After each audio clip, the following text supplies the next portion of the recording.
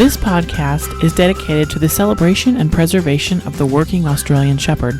Your Aussie is descended from a proud and amazing lineage of hard-working ranch dogs, identified and cultivated primarily in the Wild West. Contrary to the breed name, the Australian Shepherd is actually an American breed success story. Only in America can a blue-eyed, scruffy dog rise from the dust of the American ranch to become one of the most popular breeds in the world today. The Aussie's beauty, brains, and incredible work ethic and almost empathic connection with their human charges make them unforgettable and pivotal members of the family.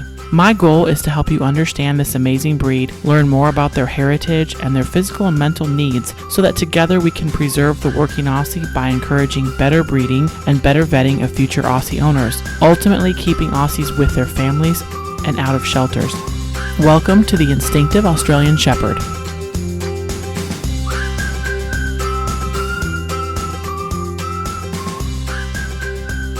My name is Randy Kidd. I live in Idaho. I'm getting up there in the years. And I guess we're talking about the Aussies. So where I want to start is, as a youngster growing up, my father always had some blue dogs around. At that time, I didn't know what breed they were. But we always had some blue dogs around. And then as I got older, I went to work on livestock operations and some big ranches, feedlots, and always had some dogs with me. In about 1979, I got my first registered Australian Shepherd. Wow. So you've been working them on livestock that whole time? Oh yeah, I started working dogs on livestock when I was a kid, but in 1972 and 3, I went to work on livestock operation. And I've worked dogs since that time. Okay, cool. And are you still working them? I can work them, yes. Cool. So what do you think, since you've been around for a while and you've seen a bunch of Aussies and you were probably had Aussies before they even became a breed or were registered, in the working lines, have you noticed a difference in the way dogs work, or what are the changes you've noticed over the years? I haven't really noticed a difference in the way a good dog works, but I've sure noticed a decrease in dogs that do work. Yeah. I think a lot of us lament that, which is one reason why I'm doing this podcast stuff, to kind of maybe slow the loss a little bit so people can appreciate that. And I guess I probably hurt some people's feelings, but what some people I see, they think their dog is working, I would not consider being a working dog. Yeah, the dog might show a little interest and might make a jump or two at stock, but to me, that is not a true working dog. So what defines a true working dog to you? To me, is something that their whole interest is that stock. That's what they're keyed on. Even I am secondary to the stock because that's their total interest, and that interest can't wane. And they've got to have bite. They've got to have bite on both ends. And for a long time, as a youngster, I detested a dog that would go to the head. And it took me a few years to discover kind of on my own that if a dog won't go to the head, if all they'll do is heel, that dog cannot control stock. It can only chase stock. And people to this day, I just had a discussion with a young man the other day. He only wants a dog that'll heel. And I said, that's fine in particular circumstances. But I said, I'll tell you, if your dog will only heel, he can only chase stock. He can't control stock. Yeah, I would agree with you. And I think I don't know, from my experience, a lot of the cattlemen kind of have that drive mentality, like they only want the dog to be at the heels. I think, is that kind of like an old myth or something that you see? Or well, most of the cattlemen that I've dealt with haven't been around a dog that is versatile. Yeah. 3 or 4 winters ago, I was helping a rancher that's up where I live, and we were trailing cattle out of the mountains in December. It was cold and snowy, and we'd spend about an hour getting them off the meadows and out on the road to head home. We got them about half a mile from the meadows, and one cow broke back to go back. And I sent my dog, and he went up and took her in the face and bit her in the nose, and she come back to the herd. And he says, boys, I was just sure we were going to have to go back and get her back off the meadows again. He says, will he do that every time? And I said, well, I hope so. But he was totally flabbergasted that that dog would go bring that cow back, because his would have just chased it back to the meadows. Mm-hmm. Right. They haven't seen that type of a dog. Most of the cattlemen that I deal with, and still to this day, don't understand how versatile a dog can be. Yeah, definitely. I think that once they see it, I think it opens their eyes. But so talk about, do you have a specific type of line that you go to? Do you have your own line of dogs? How does that work? Well, I've most everything I've got, if you go back 5, 6, 7 generations, it's going to be mostly hanging tree. Mm-hmm. There's going to be some wood there. Of course, I get stuff from Peensy Creek. Roger and I are real good friends, but most of Roger's dogs go back hanging tree or woods. Terry Martin, I've had a dog from her, so I've had a little slash V in there, and still have a little slash V in there. But particularly, that's where I stay, is in the hanging tree woods and some slash V stuff in there. Well, the hanging tree line kind of originated up in your neck of the woods, didn't it? Yeah, Gary Erickson, he lived up the Salmon. It was about an hour and a half drive from my house. And I drove up there several times and trained with Gary, and Hanging Tree Working Blue, we bought from Gary when Blue was about 2 years old, and we had him till he passed. And so, and some of my dogs, I've still got old Blue is still back there right now. It's probably 6, 7 generations, but it's still in there. So what kind of dog was Hanging Tree Blue, Working Blue? He was the toughest cow dog. I mean, he would work anything, but he was a tough cattle dog. I mean, he was the epitome of a strong working Australian Shepherd. A lot of bite, no quit. He was a great dog. Cool. So did you ever get to work with or see Gary work Black Bear? I never did see him work Black Bear. No, Gary, he left here, and I think Black Bear was just a young dog when he left here. He sold out here and moved to Oklahoma. Okay. And Black Bear went with him then, and then he sold his kennels and all of his Aussies to a lady in Montana. Yeah, that's right. And then he ended up actually starting his own breed of dogs, called Hanging Tree Dog, which is confusing to some people how that works. I have people all say, "Oh, you got Hanging Tree?" And I said, "Yeah, I got Hanging Tree in all my dogs." Well, I've been wanting one of them Hanging Tree dogs, and I said, "It's not a Hanging Tree dog." And then I explained to him where the Hanging Tree name came from, and Gary raised border collies and Australian Shepherds, and Gary was probably one of the best trainers I've ever been around. He understood a dog. I mean, he really understood how a dog thinks and what makes him tick, and studied genetics. And he was a dog breeder. Yeah, I think that's the thing a lot of people don't understand in the non-breeder world, how people and breeders, how much time and effort they spend on studying genetics and trying to put together the best dogs to do what they're trying to do. You know, I hurt some people's feelings. They'll call and want to breed one of my stud dogs. And the first question out of my mouth is, I want to see their pedigree. Mm-hmm. Well, what difference does that make? And I said, because if they haven't got the right pedigree, I won't breed. Yeah. I won't do it. And it hurts their feelings. And I said, well, you have your likes and your dislikes, and I have my likes and my dislikes, and I know what I want. And I'm not going to have my dogs producing pups out of something that I don't think is proven as a good, strong line. Well, and the other thing that brings up, a lot of people don't work or train their bitches.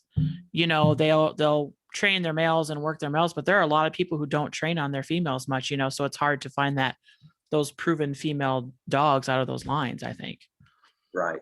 And I don't work my females as much as I do my males. I work them long enough to know what I've got. Mm-hmm. And then, of course, by that time, they're about a breeding age, and then they're going to be raising some pups. And so that's, I don't spend as much time on my females as I do my males. Yeah, I think that's pretty common for many reasons, I think. right when you meet her, she's going to have a litter of pups, you know, and so it's just kind of counterproductive for the time.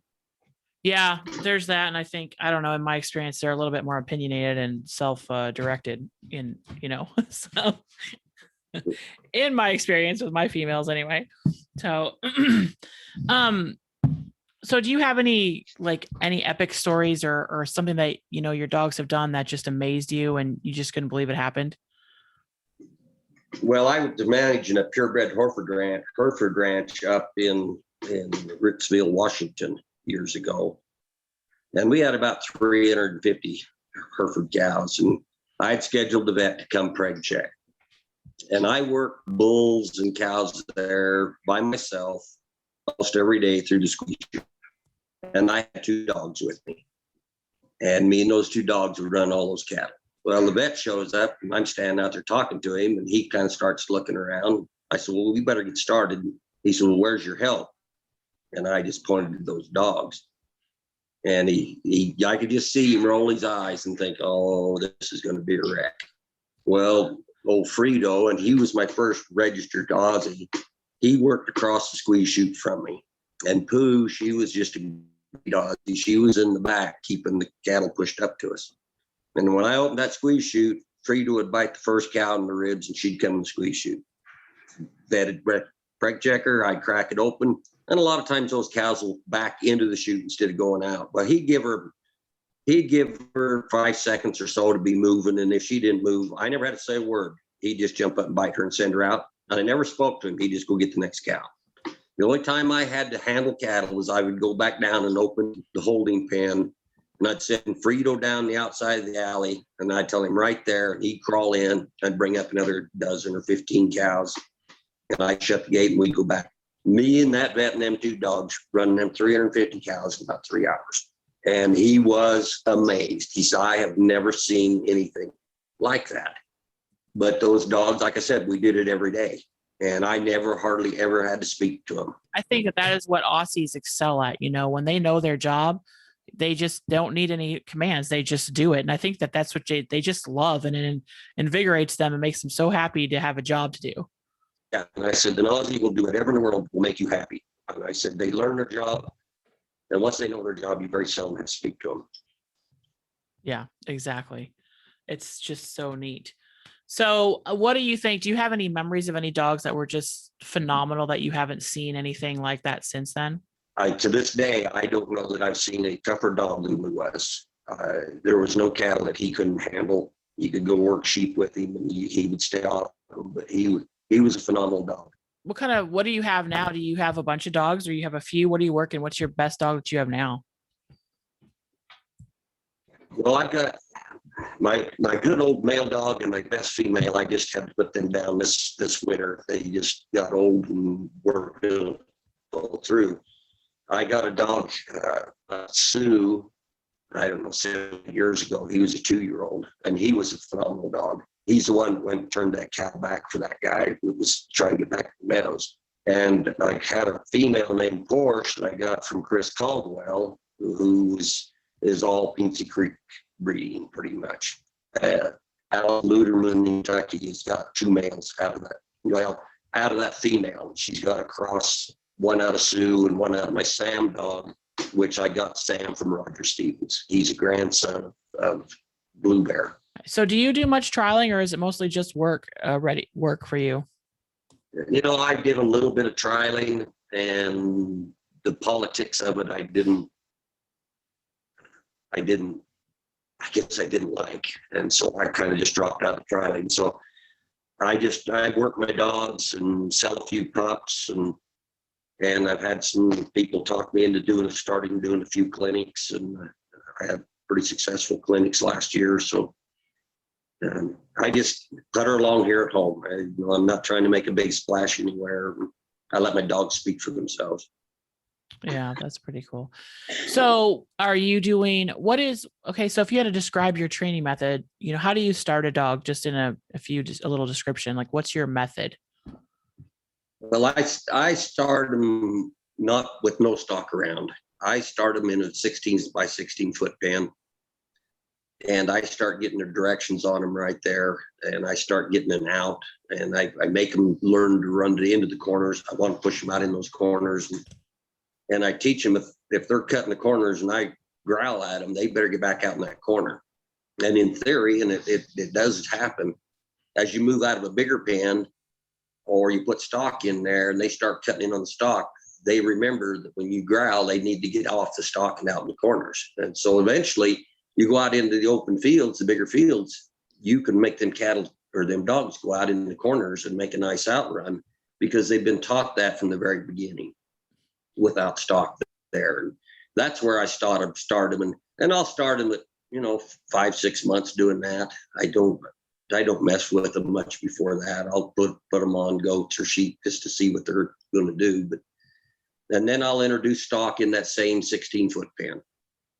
And I stay in that 16-foot pen until they're doing everything I ask them to do pretty correct. Because if I can't get them to do it in a 16-foot pen, I'm definitely not going to get them to do it in a 30 by 30. Yep. Yeah, I've been using that method as well. I actually learned it from Roy Cox, and it works well. And I has changed my training to have much more control, and it's so much faster. And there's not just this running around pen crazy like. So I really like it a lot. I really like it a lot.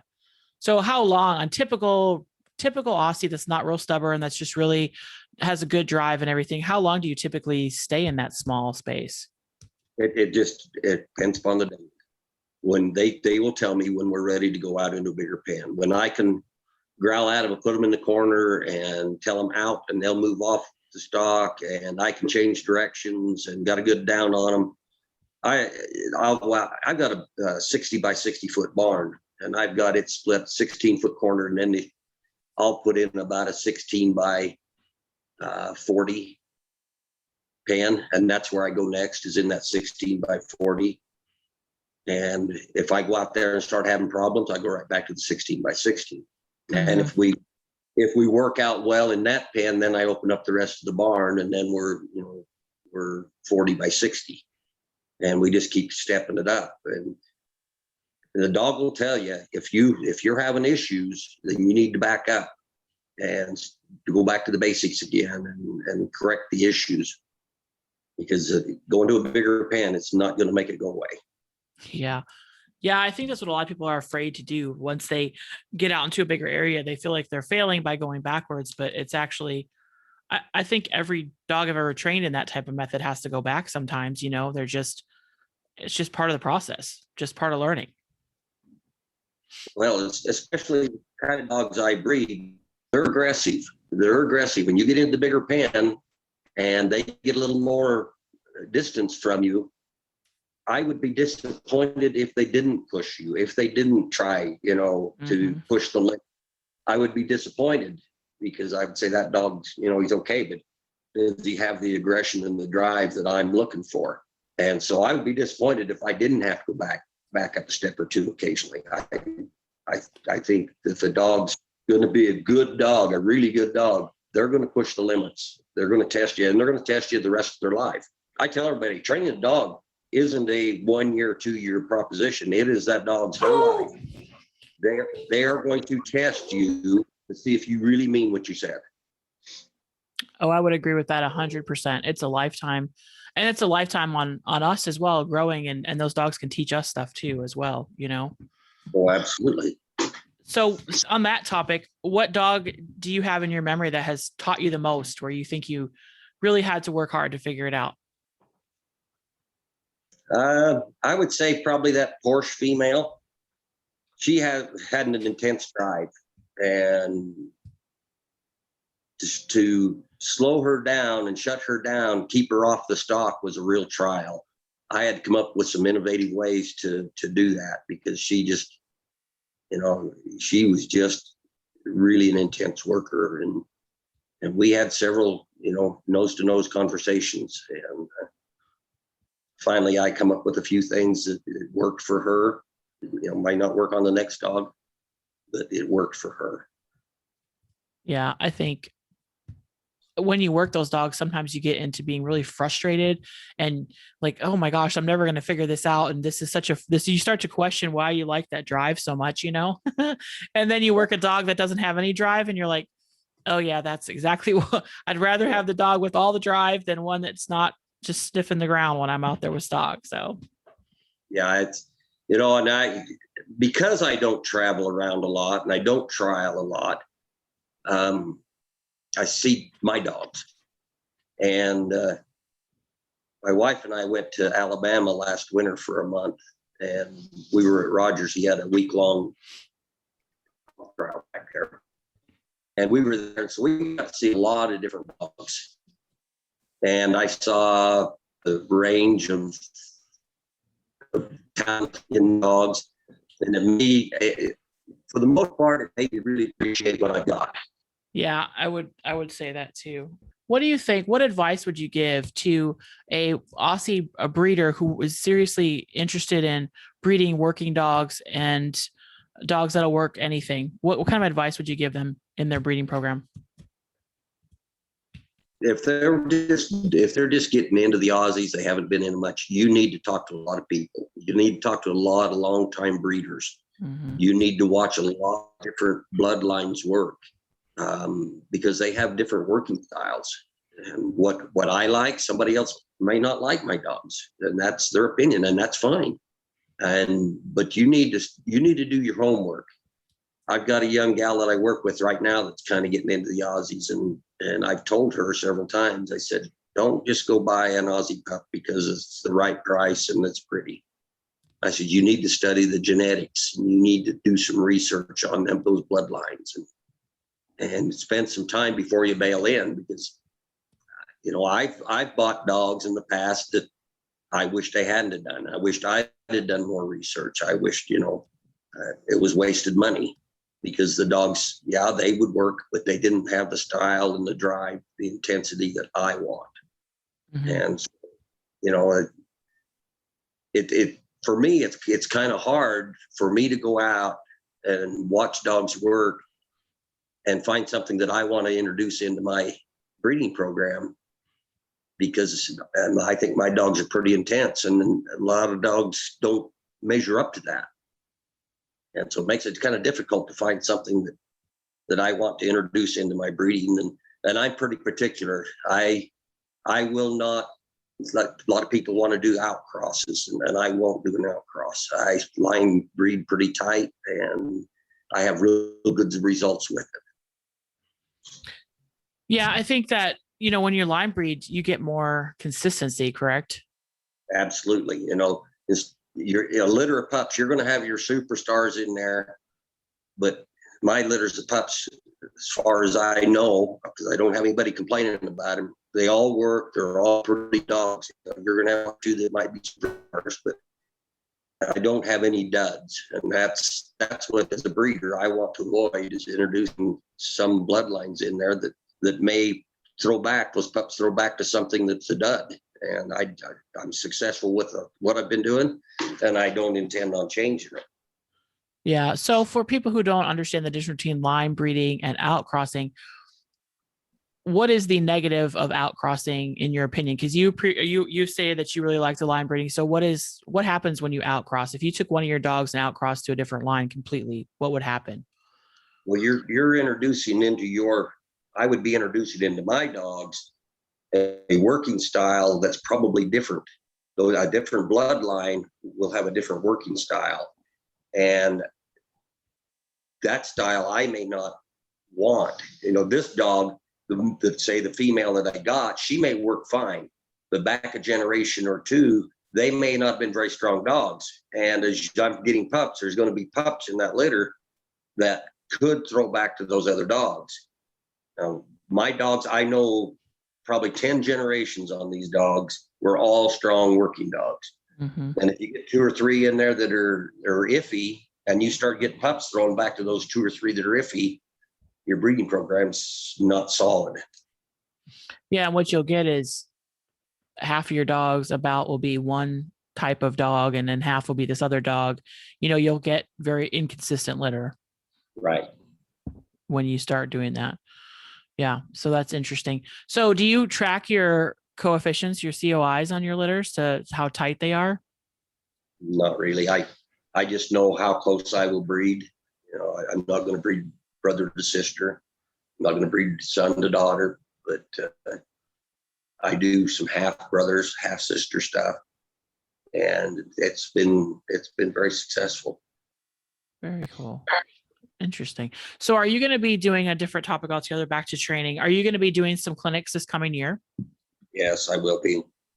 Are they going to be at your place, or are you going traveling to other places? Well, in the past, I've traveled.